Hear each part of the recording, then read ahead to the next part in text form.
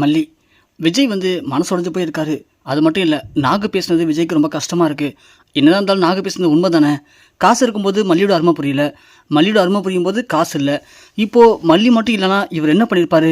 நடுத்தர இருப்பார். இதே மல்லி அந்த வசி இவரை போனா போதுன்னு கூட வச்சிருக்கா. நான் மட்டும் இருந்து வச்சுங்களேன், ஏடா அன்னைக்கு சொல்லும்போது மதிக்கலை, இன்றைக்கி நாடா என்ன தெரிய வந்திருக்க, வெளியே போடாமல அப்படின்னு கழுத்தை பிடிச்சி அங்கேயே தள்ளி விட்டுட்டு நானும் வந்திருப்பேன். எப்படி அப்படி ஆளும் இருக்கலாம், அப்படி பண்ணதான் புத்தி வரும் அப்படின்னு நாகு பேசுனது விஜய்க்கு ரொம்ப கஷ்டமாக இருக்குது. விஜய் ரொம்ப ஃபீல் பண்ணுறாரு. இது ஒரு பக்கம் இருக்க மல்லி விஜய்கிட்ட கண்டிப்பாக சொத்தெல்லாம் மீட்டு எடுத்துடலாம் அப்படின்னு பேசிகிட்டு இருக்காங்க.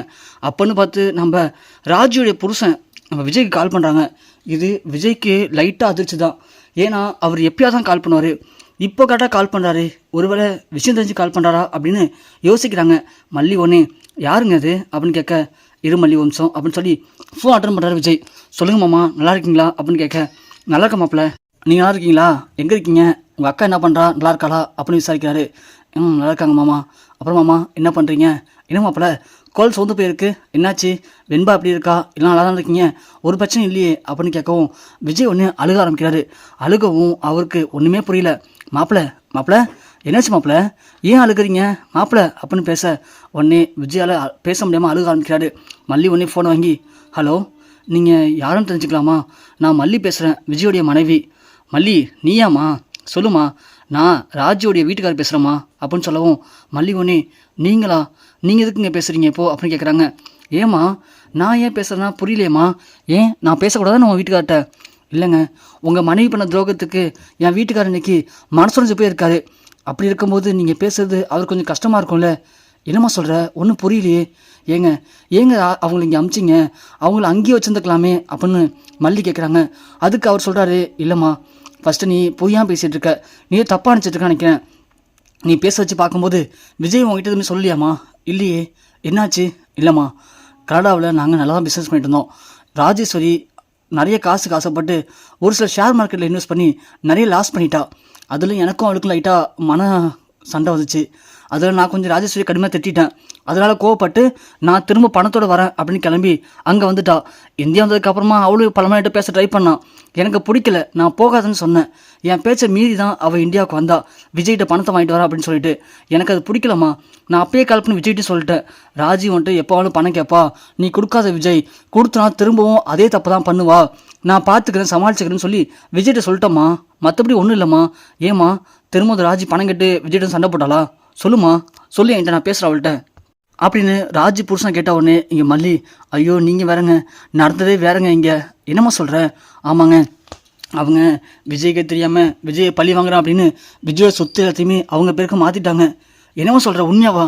ஆமாங்க, எல்லாத்தையும் மாற்றிட்டு இன்றைக்கி விஜயவும் கழுத்தை பிடிச்சி எடுத்துட்டாங்க. விஜய் இப்போது ஒன்றும் இல்லாமல் அனாதையாக நடுத்தல் நிற்கிறாரு. நான் தான் அழைச்சி இப்போது என் வீட்டில் தங்க வச்சுருக்கேன். விஜய் எப்படியாப்பட்டவர், காஸ்ட்லியான வீட்டில் ஏசியில் தூங்கினவர், அவரால் இங்கே சுத்தமாக இருக்கவே முடியல. அவரை பார்க்கும்போது எனக்கு ரொம்ப கஷ்டமாக இருக்குங்க. எல்லாத்துக்கானது ராஜி தாங்க அப்படின்னு சொல்லவும் உடனே அவர், இருமா நீ ஃபோன் வைமா, நான் அவர்கிட்ட இப்பயே பேசுகிறேன். இல்லைங்க, நீங்கள் பேசுனால எதுவும் மாறப்போகிறது இல்லை. அவங்கள பற்றி உங்களுக்கு தெரியாதான் என்ன? நீ சொல்கிறதும் கரெக்டு தாம்மா. அவளுக்கு பிடிச்ச முயலுக்கு 3 கால்னு அப்படியே இருப்பா. கண்டிப்பாக இவ்வளோ தூரம் பண்ணியிருக்கா அப்படிங்கும்போது திரும்பவும் சொத்தை கொடுப்பான்னு எனக்கு நம்பிக்கை இல்லைம்மா. ஆனால் அவள்கிட்ட எப்படி சொத்தை வாங்கி விஜய்க்கு தரணும்னு எனக்கு தெரியுமா. சரி நான் பார்த்துக்கிறேன், நீ வைமா, நாளைக்கு நான் இந்தியாவுக்கு வந்துட்டு வந்து கால் பண்ணுறம்மா அப்படின்னு ஃபோன் வச்சுட்டாங்க. விஜய் ஒன்று, ஏன் மல்லி இதெல்லாம் போய் அவர்கிட்ட சொல்லிகிட்டு இருக்க? என்ன விஜய் பேசுகிறீங்க? ஏன் அவருக்கு தெரியக்கூடாதா என்ன? அவர் தானே அவங்களுடைய புருஷன், கண்டிப்பாக அவருக்கும் தெரியணுங்க. இல்லை மல்லி, எனக்கு அக்காவை பற்றி இருக்குன்னு தெரியும், அவள் பணத்துக்காக தான் இங்கே வந்திருக்கான்னு தெரியும். ஆனால் நான் தான் பணத்தை கொடுத்தா திரும்ப போய் கெட்டு போயிடுவா அப்படின்னு அவளை இங்கேயே வச்சுக்கலான்னு முடிவு பண்ணேன். மாமாட்டி சொன்னேன். ஆனால் அதுக்குன்னு அவள் இப்படி ஒரு விஷயத்த பண்ணுவான்னு சொல்லி நான் எதிர்பார்க்கவே இல்லை மல்லி. என்னை நல்லாவே நம்ப வச்சு கழுத்தாத்துட்டா அப்படின்னு விஜய் ஃபீல் பண்ணுறாரு.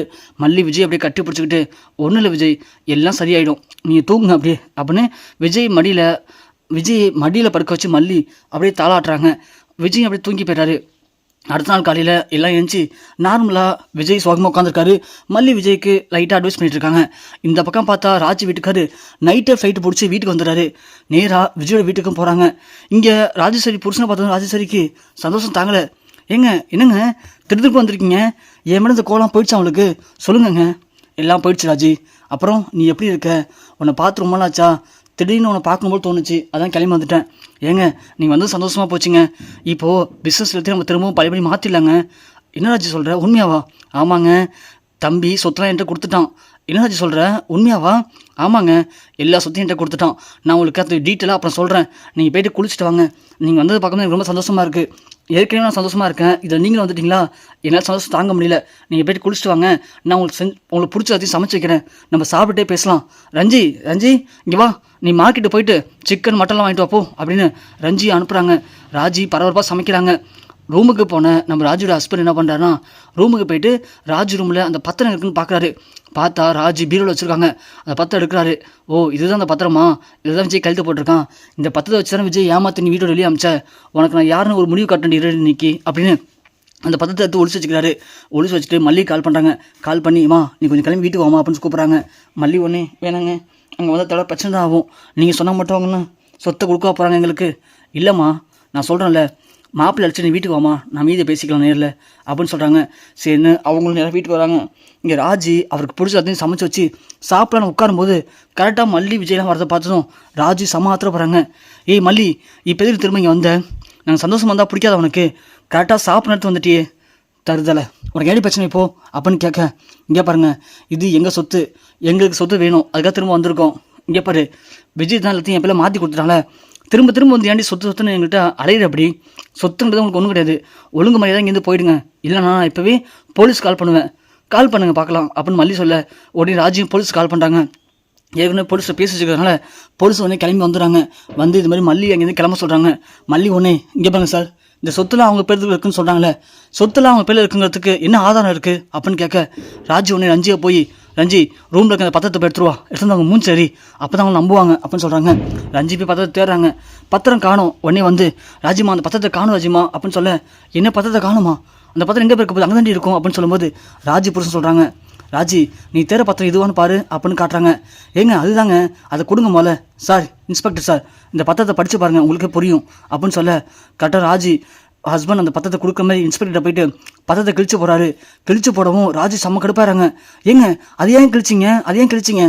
ஏ ராஜி, கஷ்டப்பட்டு விஜய் ஏமாற்றி சொத்தெல்லாம் அவன் பேரை மாற்றிட்ட, இப்போ விஜய்க்கு ஒன்றும் இல்லைன்னு சொல்லி அவனையும் துரத்திடலான்னு ட்ரை பண்ணேன், அதான் கிழிச்சு போடுறதால அவனால் தாங்கிக்க முடியா அப்படின்னு கேட்க, ஏங்க போதும் நிப்பாடு ராஜேஸ்வரி, உன்னை பற்றின எல்லா உண்மையும் விஜய்கிட்ட சொல்லிட்டான், தெரிஞ்சா நான் இங்கே வந்தனே. ஏன் ராஜேஸ்வரி இப்படி இருக்க? அங்கேயும் சொத்தெல்லாம் காலி பண்ணேன், என்னை நடுத்தருக்கு கொண்டு வந்த, ஆனால் திரும்பவும் எல்லாத்தையும் மீட்டெடுத்து கொஞ்சம் கொஞ்சமாக காப்பாற்றிட்டு இருக்கேன். ஆனால் நீ அதுக்குள்ளே இங்கே வந்து விஜய் சொத்து எல்லாத்தையும் எழுதி ஏமாத்திருக்கே, உனக்கு வெக்கமா இல்லை? கூட போன தம்பி தானே அவன், அவனை ஏமாத்த உனக்கு எப்படி புத்தி வந்துச்சு? சி, இல்லை ஒரு பொம்பளையா? காசுன்னு கட்டின புருஷன் ஏமாத்தின, இப்போ கூட போன தம்பி ஏமாத்துற, நாளைக்கு இன்னும் யாரெல்லாம் ஏமாத்த போற? ஏன் இப்படி வாழ்க்கையில் பணம்னு சொல்லி எல்லாரையும் கழுத்தா இருக்கிற? இந்த மாதிரி பணத்துக்காக எல்லாருக்கும் துரோகம் பண்ணுறதுக்கு ஒரே தடவை நீ செத்து தொலைலாண்டி அப்படின்னு ராஜேஸ்வரி புருஷன் ராஜேஸ்வரி நாக்கு அப்படிங்கிற மாதிரி பல கேள்விகள் கேட்குறாரு. இதை கேட்டு ராஜேஸ்வரி எல்லாம் பதில் பேசவே முடியல, கூனி குறுக்கி நிற்கிறாங்க. மல்லி ஒன்னே, பாத்தி ராஜி, நான் சொல்லலை, கடைசியில் உன்னை பற்றி தெரிஞ்ச உன்னுடைய புருஷனே உன்னை மதிக்காமல் இந்த அளவுக்கு கேவலம் பேசிட்டாரு. இன்னொன்று எதுக்காக தான் போய் உயிரோட இருக்க? பணம் மட்டும் இருந்தால் போதுமா வாழ்க்கையில்? சொந்தமாக தேவை இல்லையா? ராஜேஸ்வரி, நல்லா ஒன்று புரிஞ்சுக்கோ, வாழ்க்கையில் முக்கியம் பணம் இல்லை, சொந்த பணம் தான். அப்படி அவட சொந்த பணத்தை ஏமாற்றி பணம் சம்பாதிச்சு நீ என்ன பண்ண போகிற? இங்கே பாரு, இதுக்கு அப்படியாவது வாழ்க்கையில் திருந்த வழியே பாரு அப்படின்னு மல்லி சொல்கிறாங்க. ராஜேஸ்வரி, எல்லாரும் முன்னாடி இப்படி ஏமாந்து போயிட்டோமே, லாஸ்ட்டில் எல்லாரும் நம்மளை ஏமாற்றிட்டாங்களே அப்படின்னு கூனி குறுக்கி பேச முடியாமல் அமைதியாக நிற்கிறாங்க.